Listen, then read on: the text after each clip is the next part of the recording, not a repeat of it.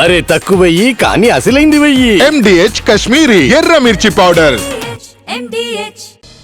ఆర్థిక పరిస్థితిపై రేవంత్ రెడ్డి చేసిన వ్యాఖ్యలతో తెలంగాణ రాజకీయంలో అగ్గి రాజుకుంది. అప్పులపై అధికార విపక్షాలు నిప్పులు చెరుగుతున్నాయి. రాష్ట్రం దివాళా తీసింది, అప్పు కూడా పుట్టట్లేదు అన్నారు రేవంత్ రెడ్డి. సీఎం రేవంత్ వ్యాఖ్యలపై బీఆర్ఎస్, బీజేపీ ఆగ్రహం వ్యక్తం చేశాయి. పాలన చేత కాదంటూ రేవంత్ చేతులెత్తేశారన్నారు కేటీఆర్. ప్రజలకు ధైర్యం చెప్పాల్సింది పోయి అధైర్యం నింపుతారా అని ప్రశ్నించారు బండి సంజయ్. తనను తానే అసమర్థుడిగా రేవంత్ చెప్పుకుంటున్నారు అంటున్నారు ఈటెల. ప్రభుత్వాన్ని నడపలేని స్థితిలో కాంగ్రెస్ ఉంది అన్నారు లక్ష్మణ్. ఆర్టీసీ ఉద్యోగుల సమ్మె సైరన్, బిల్లులు చెల్లించాలి అంటూ కాంట్రాక్టర్ల డిమాండ్ల నేపథ్యంలో సీఎం రేవంత్ రెడ్డి చేసిన వ్యాఖ్యలు రాజకీయ దుమారాన్ని రేపాయి. ఆర్థిక పరిస్థితి అంతంత మాత్రంగానే ఉంది, అర్థం చేసుకుని బాధ్యతగా ఉండకపోతే చేసేదేమీ లేదు అంటూ ఉద్యోగులకు స్వీట్ వార్నింగ్ ఇచ్చారు సీఎం రేవంత్ రెడ్డి. రాష్ట్రం ఆర్థికంగా బాగలేదు, అప్పు పుడతలేదు, అనా పైసా ఎవడు ఇస్తలేడు. ఎవరినైనా కలవడానికి పోతే బ్యాంకర్లు దొంగలను చూసినట్టు చూస్తున్నారు తెలంగాణ రాష్ట్ర ప్రతినిధులను. ఎవడు ఢిల్లీకి పోతే అపాయింట్మెంట్ కూడా ఇస్తలేడు, వీడు వస్తే చెప్పులు కూడా ఎత్తుకపోతాడేమో అన్నట్టుగా ఆ పరిస్థితి ఉంది దేశం ముందల. అప్పు పుడితే నేను కూడా ఏదో ఒకటి చేసి తెచ్చిచ్చేటోను, అప్పు పుట్టట్లేదు. ఎవడు బజార్లో నమ్మడం లేదు. స్వీయ నియంత్రణనే దీనికి పరిష్కారము. దేశ చరిత్రలోనే అత్యంత అసమర్థ పాలకుడిగా రేవంత్ మిగిలిపోయారు అన్నారు BRS working president KTR.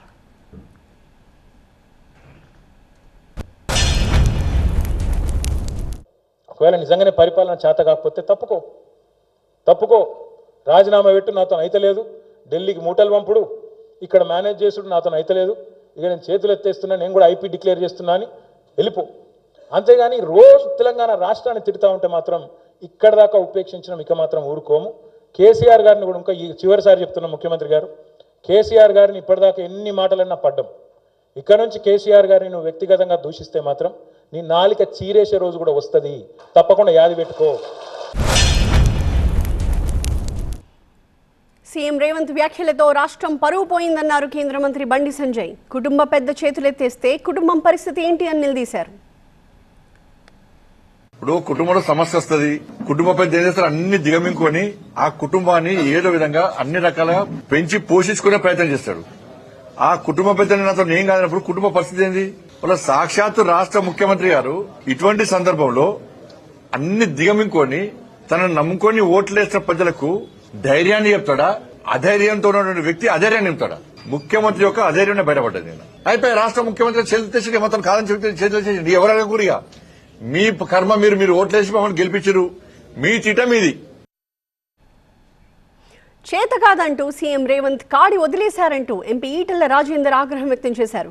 Revanth కు చేత కాకపోతే క్షమాపణ చెప్పి రాజీనామా చేయాలని డిమాండ్ చేశారు. ఉన్న స్కీములను కూడా నడిపే దమ్ము లేక కాడెత్తేసినావు. నువ్వు ఇన్ఎఫిషియెంట్ అని చెప్పి ఎవరో చెప్పలేదు, నీకు నువ్వే ముద్రేసుకుంటున్నావు, నీకు నువ్వే చెప్పుకుంటున్నావు. నువ్వు చెప్పుకుంటే ఏం కాదు, కానీ మమ్మల్ని వంచిస్తున్నావు. మా తెలంగాణ సమాజం యొక్క మోరల్ కరేజ్ దెబ్బతిస్తున్నావు, కాబట్టి ఇది తగదు అని చెప్పి ఇవాళ నీకు అధికారం ఇచ్చిన కర్మానికి, మా తెలంగాణ 100 సంవత్సరాల చరిత్ర కలిగిన మా తెలంగాణ గొప్పతనాన్ని నువ్వు పాతరేసే ప్రయత్నం చేయొద్దు. నువ్వు పాతరైతే పాతర ఏబడదు. నువ్వు 2024 ఎన్నికల కంటే ముందు ఏ ప్రగల్భాలు పలికినవో, ఏ హామీలు ఇచ్చినవో, ఏ మాటలు చెప్పినవో ఇవన్నీ నేను చేయలేను అని బేషరతుగా క్షమాపణ చెప్పి ముక్కు నేలకు రాసి తప్పుకో. శాతనుడు వస్తాడు, ఎవరో చేస్తారు, ఇంకేముంటుందండి. లేదంటే నీకు సిగ్గుమాలిన పద్ధతిలో నువ్వు అట్లా కొనసాగుతా అంటే సందర్భం వచ్చినప్పుడు కర్రగాల్చి వాత పెడతారు, ఇక భరిస్తారు. ఏం చేస్తారు ప్రజలు? పాపం ఓట్లు వేసిన కర్మానికి. అయితే అప్పుల గురించి వాస్తవాలు చెప్పకుండా గత ప్రభుత్వం మభ్యపెట్టిందన్నారు మంత్రి పొంగులేటి శ్రీనివాసరెడ్డి. తమ అంచనాలకు మించి అప్పులున్నాయని చెప్పారు. తెలంగాణ రాష్ట్ర ప్రజలని ఆనాటి ప్రభుత్వము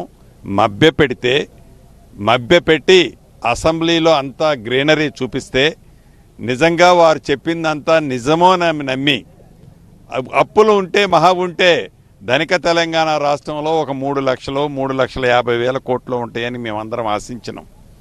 వారు కూడా ఏనాడు 2 లక్షల కోట్ల కంటే ఎక్కువ అప్పు ఉన్నదని ఏనాడు ఆనాటి ప్రభుత్వ పెద్దలు ఏ వేదిక మీద చెప్పలా, నిజాన్ని నిర్భయంగా ప్రజలకి తెలియజేసి ఉంటే ఏ హామీ ఇవ్వాలి ఏ హామీ ఇవ్వద్దు అనేది ఇందిరమ్మ ప్రభుత్వంలో ఆలోచించి హామీలు ఇచ్చి ఉండేవాళ్ళం. రాష్ట్ర ఆర్థిక పరిస్థితిపై సీఎం రేవంత్ వ్యాఖ్యలు సరికావన్నారు ఎంపీ లక్ష్మణ్. ప్రభుత్వం ఇలా వ్యవహరిస్తే పెట్టుబడులు ఎలా వస్తాయని నిలదీశారు. మొత్తం ఈ రాష్ట్రం దివాలా తీసిందని చెప్పి మీరే చెబుతూ ఉంటే ఇంకెవరు ఇటువైపు చూస్తారు? కాబట్టి మీరు పాలన గాడిలో పెట్టండి, మీరు ఉన్నటువంటి ఆదాయ మార్గాలను మరి కనుక్కోండి, అన్వేషించండి. ఇప్పటికైనా నిన్న మీ మంత్రి గారు, సీనియర్ మంత్రి వారు తుమ్మల నాగేశ్వరరావు చెప్పినట్టుగా ఉచితాల పేరు మీద ఓట్ల కోసం ప్రజలు మోసం చేయకండి. మరి చక్కటి రాష్ట్రం ఇవాళ మొత్తం మనకు సర్ప్లస్ బడ్జెట్గా ఉన్నటువంటి రాష్ట్రాన్ని వాళ్ళు గతంలో బీఆర్ఎస్ పార్టీ వారు కూడా గొప్పలకు పోయి అప్పులు చేసి అన్నీ ఉచితమని చెప్పారు. మీరు అంతకంటే మించి ఇంకా 2 మేము ఎక్కువ ఇస్తామని చెప్పి మీరు ప్రజలు మోసం చేశారు తప్పితే చివరికి నష్టపోతుంది ఈ రాష్ట్రము, ప్రజలు.